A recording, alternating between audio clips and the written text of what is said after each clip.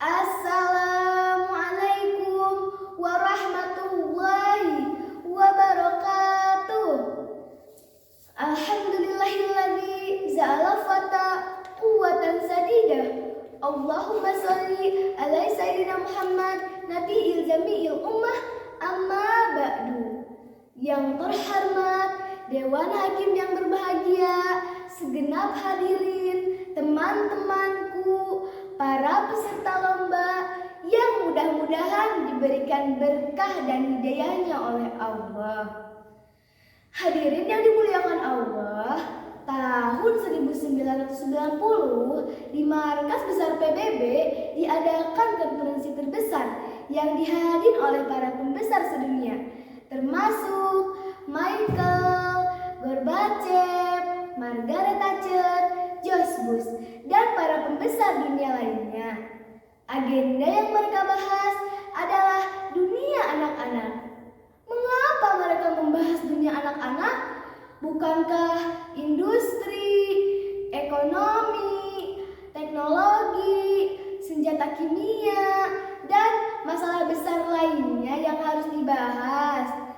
Jawabannya hadirin, industri, ekonomi, teknologi, senjata kimia memang berbahaya bila tidak diarahkan. Namun, jauh lebih berbahaya bila anak-anak, remaja, dan para pemuda tidak dididik, dibina, dan diisi dengan nilai-nilai agama. Oleh karena itu, Syekh Mustafa Al-Ghulaimi, seorang penjaga Mesir, berkata, "Inna fi yadi subani amra ummah wa fi aqdamiha hayataha." Sungguhnya pada tangan-tangan pemuda urusan umat dan pada kaki-kaki merekalah terdapat kehidupan umat. Mengingat betapa pentingnya pemuda terhadap umat ini, maka tema yang akan saya bicarakan pada kesempatan kali ini yaitu peran pemuda dalam pembangunan bangsa. Dengan landasan surah An-Nisa ayat 9. A'udzu billahi minasyaitonir rajim. Bismillahirrahmanirrahim.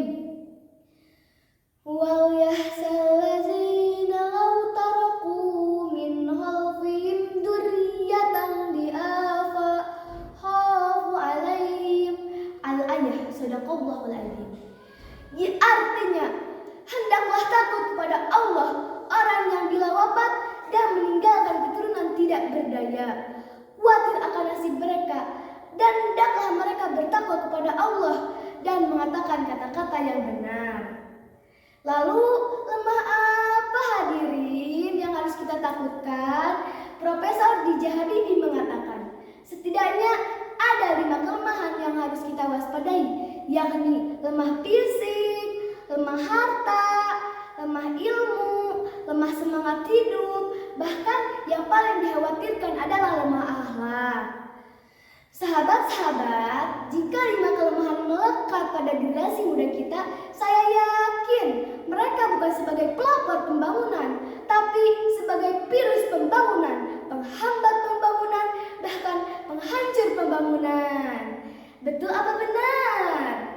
Hadirin yang berbahagia, padahal saudara-saudara di negeri tercinta ini, sejarah membuktikan sejak tahun 1908, masa kebangkitan nasional sampai menjelang detik-detik proklamasi dikumandangkan, berbagai organisasi kepemudaan seperti Persatuan Pelajar Stopia, Trikoro Darmo, Wong Islamai Timban, bahkan kita mengenal Budi Utomo, tokoh muda yang karismatik. Mereka semua menjadi the grand old man, menjadi Stuttgart, bahkan menjadi the founding father. Mereka sebagai pendiri, penggerak, penegak yang mampu merebut kemerdekaan ini. Takbir, Allahu Akbar. Karena kita tahu bahwa tanpa pemuda mustahil Indonesia ini merdeka. Demikian ungkapan Bung Karno terhadap generasi muda kita yang diabadikan oleh sejarah perjuangan bangsa. Hadirin, pepatah mengatakan, "Young today is little tomorrow." Pemuda hari ini adalah jago-jagonya pemimpin di masa yang akan datang. Oleh karena itu, saudara, Rasul mengingatkan, pergunakanlah 5 kesempatan sebelum datang 5 kesempitan. Di antaranya, siapkan masa mudamu sebelum datang masa tuamu. Sebab, kata William Shakespeare, masa mudamu cuma 1 jam, kecantikanmu hanya tumbuh kembang. Makanya, jika kau menyanyi sebelum datangnya pagi, maka kau akan menangis sebelum datangnya malam. Lalu timbul pertanyaan, bagaimana cara menggantikan waktu di masa muda ini supaya menjadi peran pemuda dalam pembangunan bangsa? Jawabannya adalah dengan melakukan aktivitas yang positif. Hal ini dipertegas Allah dalam surat At-Taubah ayat 105. A'udzu billahi minasyaitonir rajim. Wa qul i'malu fasayarallahu wa rasuluhu wal mu'minun. Dan katakanlah, bekerjalah, Allah akan melihat pekerjaanmu, juga Rasulnya dan orang beriman. Hadirin, para pemuda yang kami hormati, firman Allah tersebut mewajibkan kepada kita supaya giat bekerja. Menurut Imam Ali As-Sabuni, dalam tafsirnya adalah wa qul i'malu adalah segat amar mutadaman lil wa'iid, yaitu suatu instruksi yang mengandung sanksi. Dengan demikian dapat kita pahami apabila kita giat bekerja, rajin berusaha, dan gemar beramal, artinya menuju masa depan yang cerah menjanjikan. Jika malas bekerja, enggan berusaha, dan tidak mau beramal, artinya menuju masa depan yang suram mengenaskan. Sebab al-kasal la yat'amul aksal, pemalas tidak akan merasakan manisnya madu, tapi akan tenggelam dalam pahitnya bedu. No egois apa ini? Tiada bahagia tanpa lembah derita, tiada perjuangan tanpa pengorbanan. Kemalasan masa muda adalah kehancuran di masa tua. Betul hadirin. Oleh karena itu, saya menghimbau terutama pada generasi muda kita. Setidaknya ada 5 olah yang harus kita kerjakan. Yakni pertama, olah rasa agar ilmu melekat. Kedua, olah rasio agar ilmu meningkat. Ketiga, olahraga agar badan sehat. Keempat, olah ekonomi agar produktivitas meningkat. Dan kelima, olah kinerja agar produktivitas meningkat. Oleh karena itu, mulai saat ini kita hiasi masa muda dengan ilmu, warnai masa muda dengan iman, dan bingkai masa muda dengan aktif di berbagai organisasi kepemudaan yang bermanfaat. Insya Allah. Dengan demikian, hadirin, Islam tidak mengenal pemuda penganggur, pemuda mejeng, nyari mojang, pemuda nangkring, nongkrong. Tetapi pemuda yang diinginkan Islam adalah pemuda-pemuda yang agresif, inovatif, dan produktif.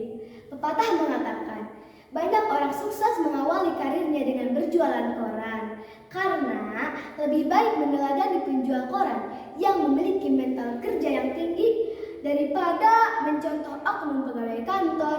Mental kerjanya kayak kolor, sebentar-bentar bisa kendor, kemana-mana maunya naik motor, padahal kerjanya cuma molor.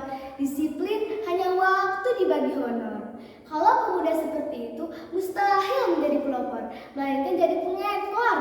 Nauzubillahi min dzalik. Hadirin, oleh karena itu, mulai saat ini kita sing-singkan tangan, langkahkan kaki ke depan. Bekerja, dan bekerja. Jika sikap ini yang diaplikasikan oleh para pemuda kita, maka Allah akan menjamin keberkahan bagi bangsa kita. Amin ya rabbal alamin. Hadirin yang berbahagia, dari uraian ini dapat disimpulkan, pemuda harus memiliki iman, ilmu, dan semangat kerja yang tinggi dengan meladani peran pemuda dalam pembangunan bangsa. Jika sikap ini yang diaplikasikan oleh para pemuda kita, saya yakin Indonesia akan menjadi negara yang subur, makmur, serta berada dalam maghfirah Allah Subhanahu wa taala. Amin. Itulah yang dapat saya sampaikan. Mohon maaf lahir batin. Upin Ipin dari Malaysia, Sopo Jarwo, Wong Jawa. Kalau mengaku pemuda Indonesia, kita bangkit jangan loyo. Akhirul kalam. Wassalamualaikum warahmatullahi